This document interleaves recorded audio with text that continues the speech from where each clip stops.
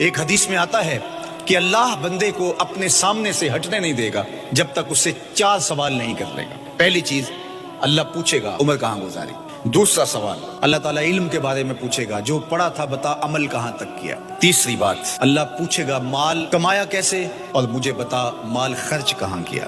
جوانی کے بارے میں پوچھا جائے گا، تیری جوانی کے خوبصورت دن کہاں گزرے، مجنو بن کے چوکوں میں کھڑا تو نہیں رہا، پارکوں کے گرد پروانوں کی طرح گھومتا تو نہیں رہا، تیری ساری رات 4 انچ کی سکرین کے اوپر بدکاریاں کرتے بسر تو نہیں ہوئی۔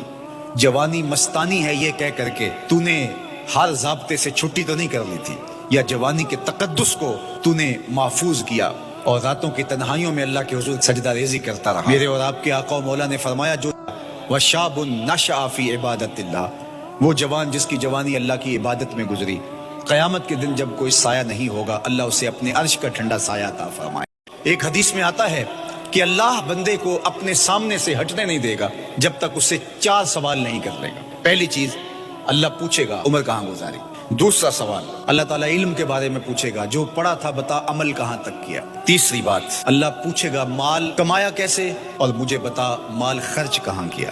جوانی کے بارے میں پوچھا جائے گا، تیری جوانی کے خوبصورت دن کہاں گزرے، مجنو بن کے چوکوں میں کھڑا تو نہیں رہا، پارکوں کے گرد پروانوں کی طرح گھومتا تو نہیں رہا، تیری ساری رات 4 انچ کی سکرین کے اوپر بدکاریاں کرتے بسر تو نہیں ہوئی۔